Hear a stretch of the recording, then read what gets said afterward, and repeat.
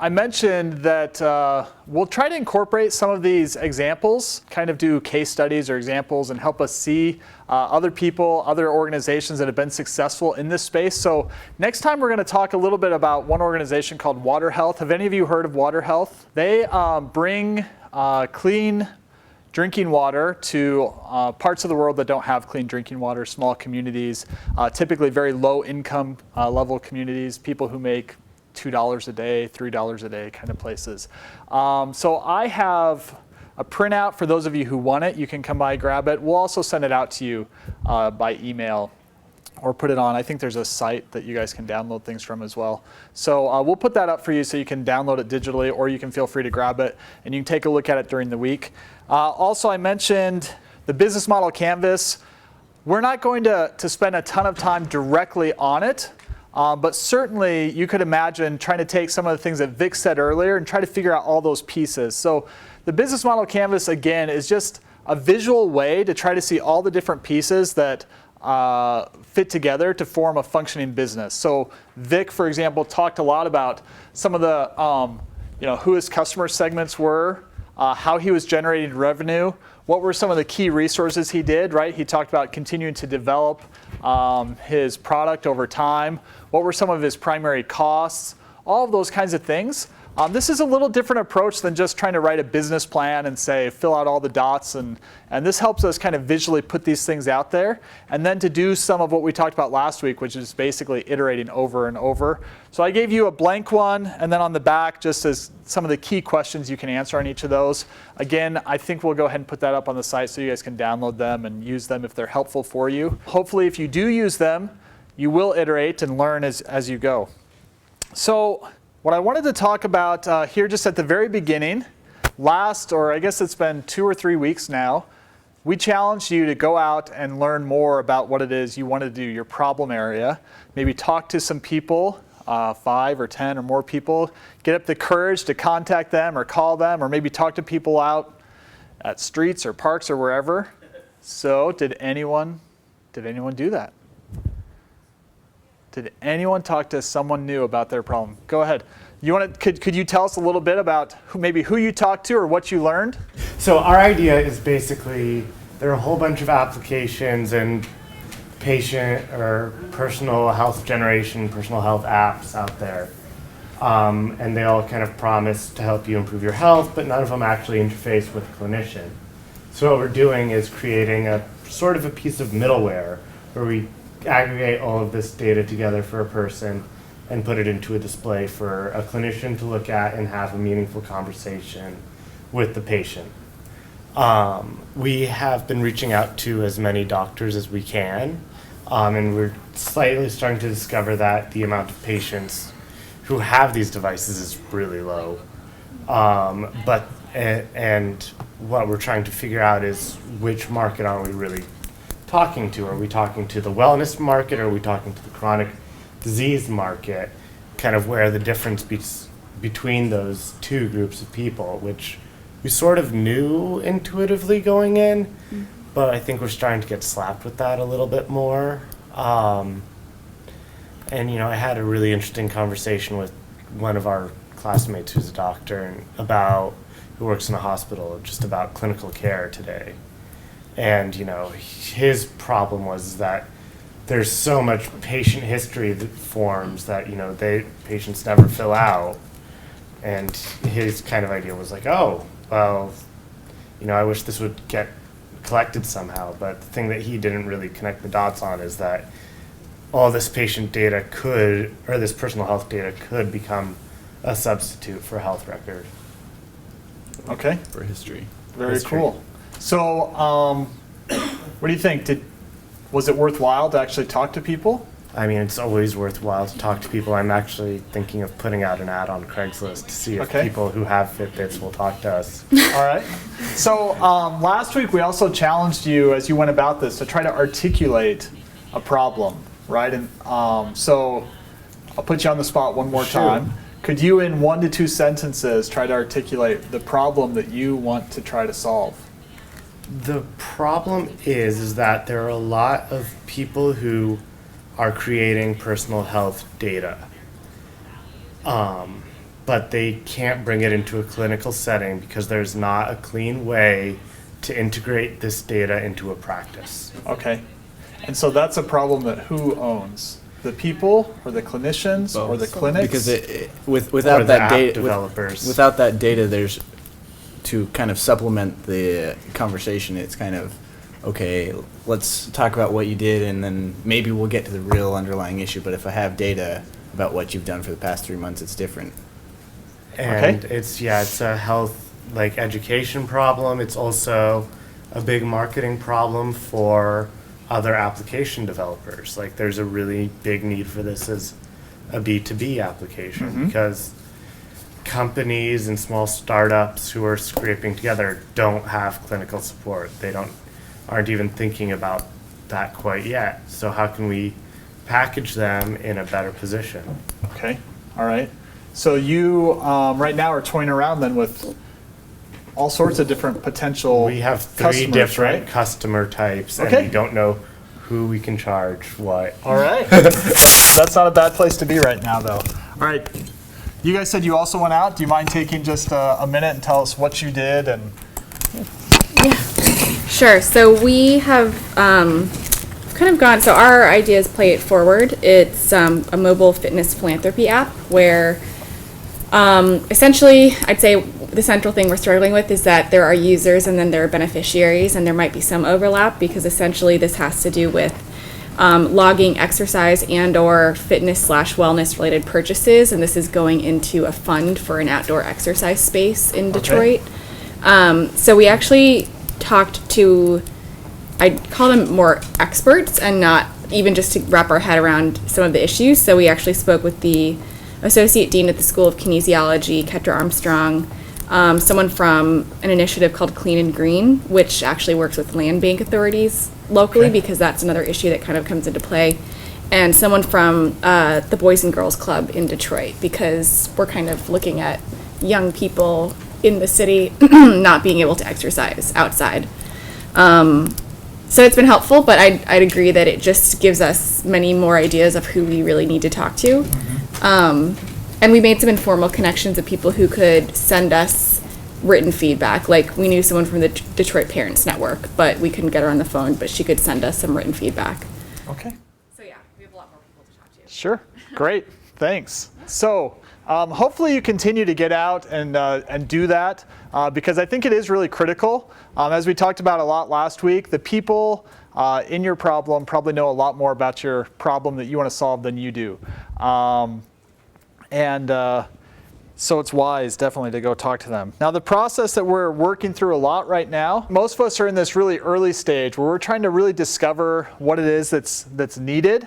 Sometimes we call that customer discovery, is a term that's kind of a buzzword right now. So we're trying to make guesses, our best guesses as to some of these issues we're dealing with as to who our customers might be, and then we're going to try to validate them, and we might even create test products for what we're doing and see if it even makes sense. Vic mentioned this concept of a lot of people told him to be laser focused, and he decided he was going to spread a wide net.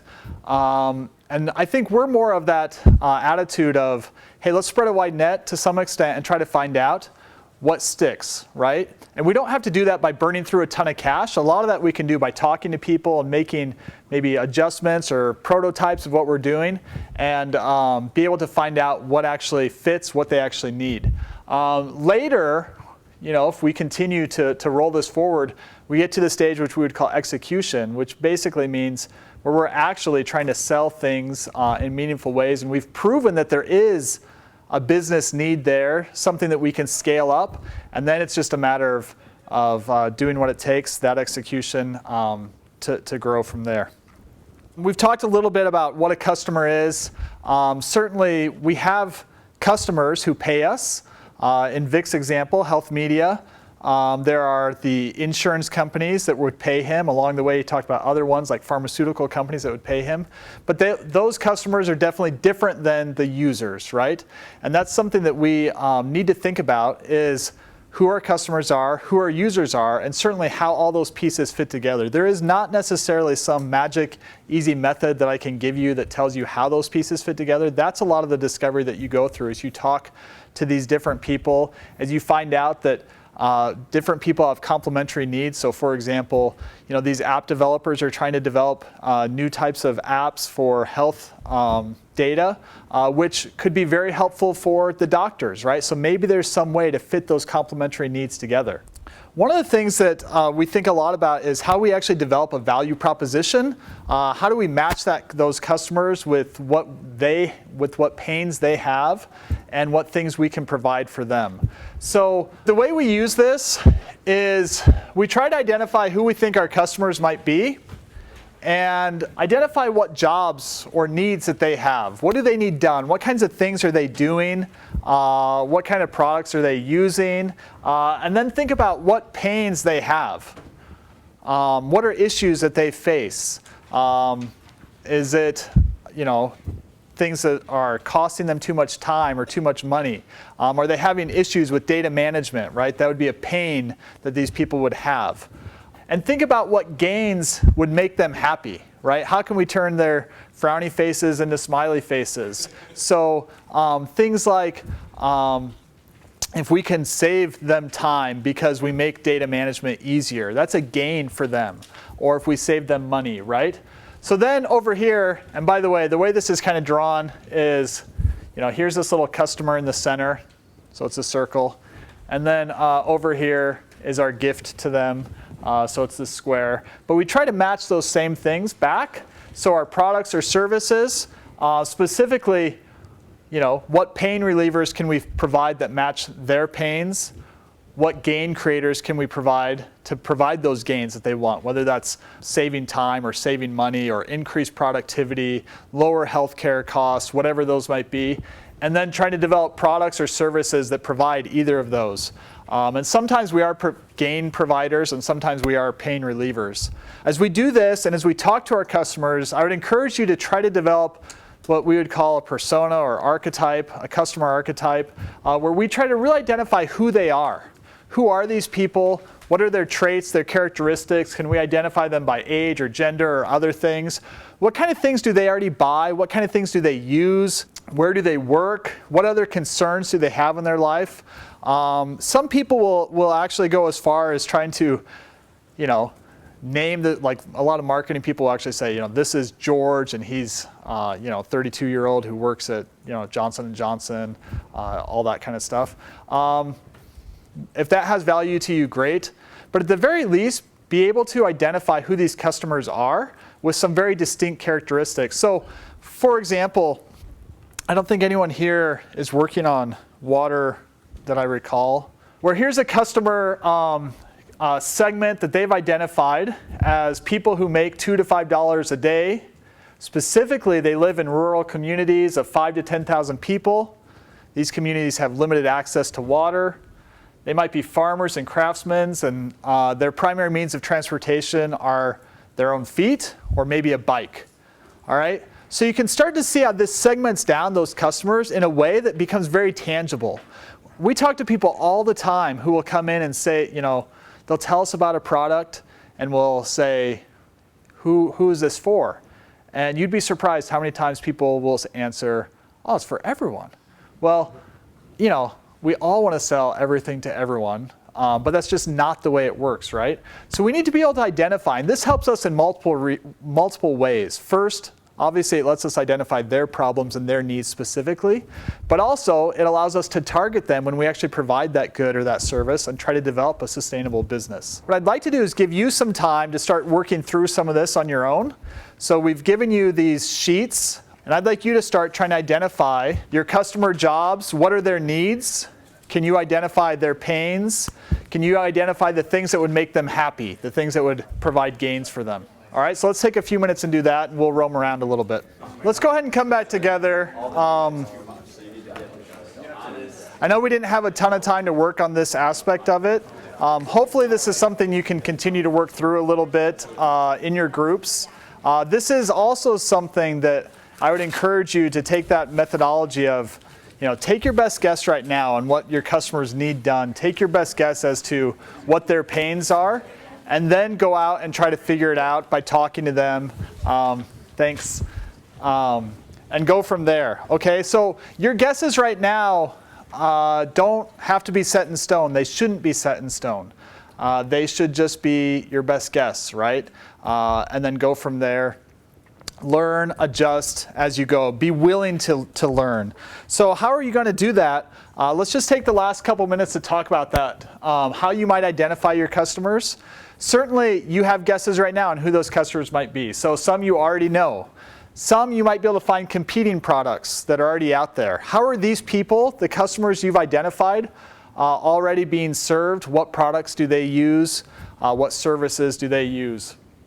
Of course, you can do things like what we would call data mining. You can look at things like research reports and news articles and things like that. That'll give you some sense of the area and what's happening and movement going on and changes in the field.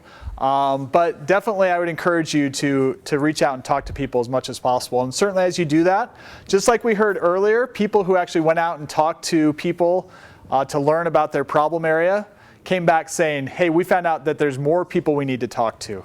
It'd be great for you as you go out and talk to your customers, how are you going to approach them? Now, one way might be something like this. So we've heard there's a big problem with water contamination, and research shows that millions of people are dying each year from these waterborne illnesses. What do you think? Is that right? If we take that approach, obviously, we have this yes/no answer.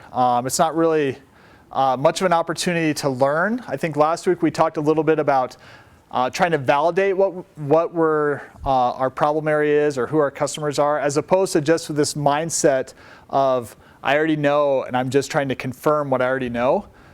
Instead, if we take more of an open-minded approach, so one suggestion could be to try to find out what you might call a day in the life of someone. So if you're interested in these waterborne illnesses, you might approach someone a little differently and say something like, hey, we're part of this Michigan Innovation Program or School of Public Health or whatever you want to say. And we're trying to work on improving public health. Specifically, we're interested in understanding water. Water uses, how people in your area use water, what their sources are, any issues they might have. So could we maybe walk through the kind of a day or your daily activities of people in your area? Could you maybe highlight as you do that specifically things that have to do with water? Where do they get it? How do they use it? And so forth. That's going to start a conversation with them in a way that's much more meaningful, in a way that you can actually learn and be able to maybe recognize patterns and see things that you didn't see before, right? So the same thing might be true as we talk about doctors and physicians and say, hey, can you tell me about your daily activities? What is it that you're doing? And then you start to find out how much the doctors do or don't interact with data. Or there's other people for each of you in your specific areas and problem areas that you might be able to work with and try to talk with. It opens up a lot of follow-up questions in that discussion. So you might ask these people, how are they using water? What are the specific sources? What ways are people already purifying water? Do they pay for their water? All of these kinds of things are natural questions that can follow up as you have a discussion with them, kind of starting with this day in the life principle. Now, of course, there's other ways you can do it, but that's just one very easy way that you might be able to talk to people and learn about the problems that they face and how you might be able to interact with them. As we wrap up here, my suggestion to you on what you could do next is to actually continue to do this exercise that we started here. Try to identify your best guesses for who your customers are, what you think their problems are now that you've learned a little bit about it, what are the pains that they face and what gains can you provide. And then go out and talk to people. I've thrown up a number here, 10. I would say that's actually a pretty low bar. Can you go find 10 customers, 10 people that you can talk to and find out about this problem area, and now also find out about your specific customer needs? From that, are you able to create a persona? Can you get enough detail where you could start to categorize who these customers are? Like Vic was talking about, are these insurance companies with thousands of participants? Are these self-insured companies? Are these pharmaceutical companies? For the water example, are these people who live in big communities or small communities? What's their income level? Are there different ways that we can start to segment out who they are so we can identify them and their specific needs? And if you get that far, that would be fantastic. I think you'll be off to a great start, and you'll be able to learn a lot more about how to develop the product, the good or service that you're working on, which is what we're going to spend a lot of time on for the whole rest of the time during these workshops. As extra credit, if you get through this, you can take a look at that water health exercise. Like I said, there's some printouts here if you'd like them, but we'll also include a PDF. It's just a one-page thing, so it's pretty quick, but we'll talk about it next week. It's a pretty inspiring organization because they've found a way to put together all these pieces to develop a sustainable business that serves low-income people in these developing nations and provides for them clean drinking water, which is a huge problem. So again, they've been able to put these pieces in a creative way, and hopefully we'll be able to do that too with projects you're working on. So with that, we'll just wrap it up. I'll stick around for a few minutes if anyone has questions, and we'll go from there. Thanks.